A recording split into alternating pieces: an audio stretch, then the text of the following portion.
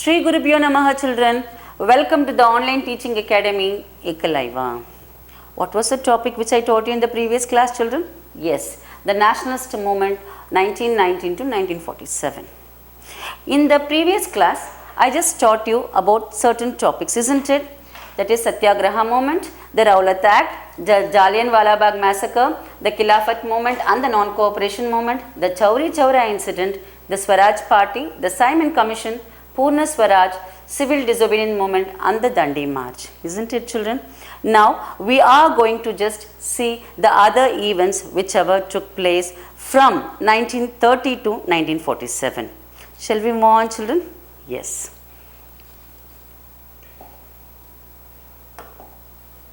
The Government of India Act, yes children, which took place in the year 1935. The Indian people at a stretch were demanding for the independence which the British people were not giving to us. So when the protest was intensified, they have to just find out an alternative, and that alternative is this act children. What is this act? What preference was given to the Indian people in this act? We will just see to it. Yes. The act sought to establish India as a federation of British ruled provinces and princely states. So ultimately the Britishers just said that the Indian people will be having the dominion status for the provinces and the princely states as such. But whether it was a fact or not, we will get to know children. The act also introduced provincial autonomy. Autonomy is nothing but the supremacy where they will be having the authoritarianship as such. But however, the act failed. It is just a usual thing which used to occur. It was just a namesake children. Nowhere the Indian people were given the autonomy. Even then, all the powers were wielded by the Britishers. Isn't it? So it is just a usual show where they will be giving us the dominion status, but everything will be there in the hands of the Britishers children. Of course, this was the expected one, and of course, here also we just lost the hope children. Shall we move on to the next one? Yes, 1937 election to provincial assembly children. So finally, the Congress thought that we should just have an election. When the election is there, automatically we will get to know what is the concern of the people. And of course, according to the Congress people, many provinces was won by the Congress leaders as such. But finally, we just have two provinces where you had the non-Congress government. That is nothing but Bengal and Punjab children. Right? So from this we just have an astonishing role played by a person, and where our country was parted into two. We will just see it what occurred children. Yes, this was the one which I told you. Okay, the demand for Pakistan which occurred in 1940. What happened children? What is this astonishing one which occurred during that time? When the elections were held and almost all the places was won by Congress, there was a role which was played by a Muslim person, that is Jinnah. Of course, here you do have lots of Muslim personalities in India also, where they didn't like the prominence given to the Hindus.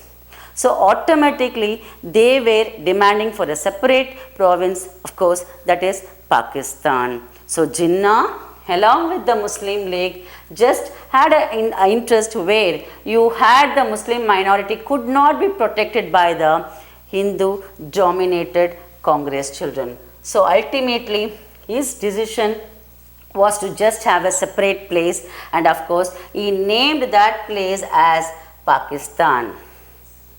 And even to this day, this country is playing a very vital role as far as having a war, many Indians being killed, where our border people even now they are facing a lot of consequences because of this children, right? Yes. Now, the next important thing which occurred. So, you already know, children, that 1939 to 1945 you have the Second World War, right? So, Second World War, when it was just taking place, the British were in a very critical situation, and Britain people wanted Indian people to just participate in that war. But of course, now we Indians got little bit knowledge of just asking what we wanted, and of course we said that we will be sending the soldiers, but we wanted the dominion status. But ultimately the British were not ready to give that also, children. So finally what occurred, you had this Quit India movement, right? So Quit India movement itself saying you some important thing, that is, it is creating a resolution of making the Britishers to quit India. So the All India Congress Committee met in Bombay on 8th August 1942 and passed the historic event Quit India resolution. So it was just a way where through non-violence we can just make our people to come together and demand the independence which has to be given to India. But what happened? On the following day itself, Gandhiji was arrested. So the people were not knowing what to be done. So ultimately you had lots of strikes and demonstrations going on. Now the British were very much frightened that the people may be provoked because of this and there may be a war or some violence. So automatically they started. You can see that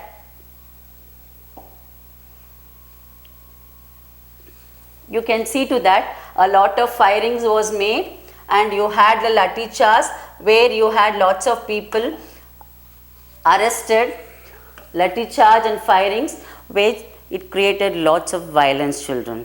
So to defy the government, the protesters took to violence and much against Gandhi's wishes. So as the people did not have a leader to just take and make this problem or suppress this problem, no one was there to guide the people on the whole. So automatically the people took into violence, and just that movement has to be eventually crushed, children. So it strengthened to resolve the Indians to put an end to the Britishers. So automatically this was the starting stage where the Britishers got to know that their days are being counted to live India, children. 1946. Yes, children. The cabinet mission and the formation of the Constituent Assembly.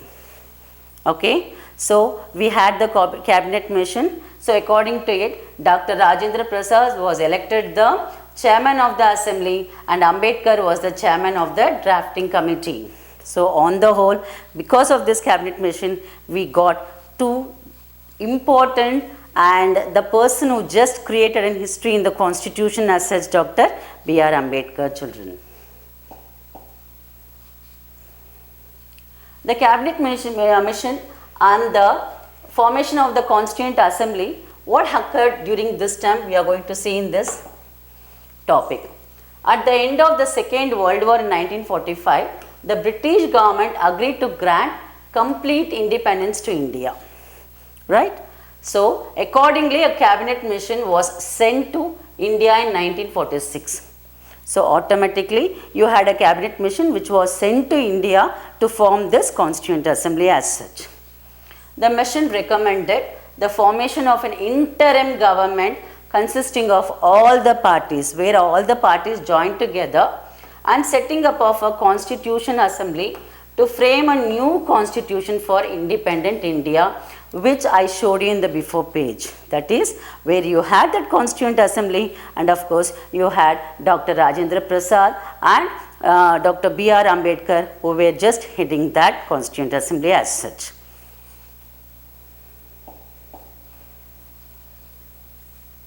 Yes, August 1946, Direct Action Day and the formation of the interim government movement.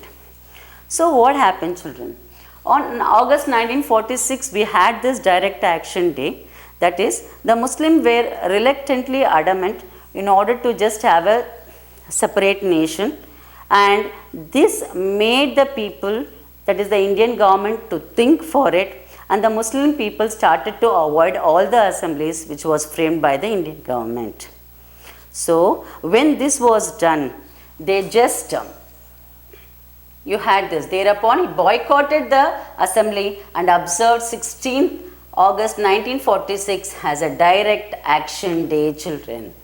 Why? Because they were not able to just withstand the victory.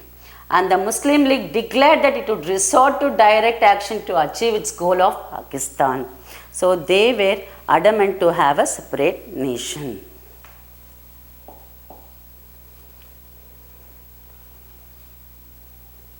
Yes, ultimately what happened? June 1947, the partition of India. And of course, you already know, isn't it, children? Who was the last viceroy when we got independence? Who was it? It is none other than Lord Mountbatten. Okay, he is said to be the last viceroy, and in June he proposed the idea of dividing India into two different independent states, that is India and Pakistan.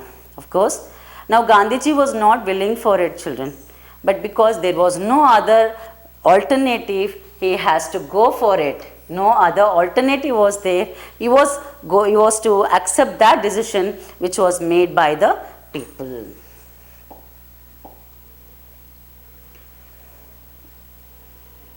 Then partition saw the largest migration of people in human history, children. So, all the people were migrating from India and Pakistan, and you had these two non-government, that is non-Congress government, that is Punjab and Bengal, where the Indian people remained in India and the Muslim people were migrating towards the Pakistan. On the way, you can see many people dying, many robbery was going on, and you had lakhs of people being killed, it seems, children, right? Yes, children. Finally, we got independence. So, India gains independence. So, in July 1947, the British passed the Indian Independence Act. The act formally ended British rule in India. So, power was transferred to the two new dominions of India and Pakistan, children. So, automatically it was transferred to India and Pakistan. The provinces of Bengal and Punjab were to be divided on the basis of Muslim and non-Muslim, which I already told you. And of course, the people were free to join either India or Pakistan. August 1947, of course, this is the continuation of the previous topic, that is Pakistan became independent on 14th August, just one day before, and India became independent on 15th August. So, on the morning of 15 August 1947, the national flag of independent India was being hoisted at Red Fort, children. So, even to this day, we are celebrating it as an Independence Day, right? Then we had Jawaharlal Nehru as a Prime Minister of our country, and we had Dr. Rajendra Prasad becoming the first President of India, children. So, ultimately, India, which is said to be the nation which has a diversified people with all culture, language, and of course, even to this day, many other countries are said to be astonished with our unity, children, right? Even though there is lots of disparities among the people, we Indians are said to be known for their culture and religion, children. So, we got independence after striving out so much for our country, for getting the independence, and you people being the children should understand how we got independence, children. And of course, this is the expected assignment questions. What were the main features of the Government of India Act 1935? What were the recommendations of the Cabinet Mission? What was the Quit India movement, and what was the significance of this movement? Okay. With this, we wind up this chapter, children. So to receive our online lessons, please press the subscribe button and you will receive the latest updates, children. Thank you. Have a nice day. Jai Hind.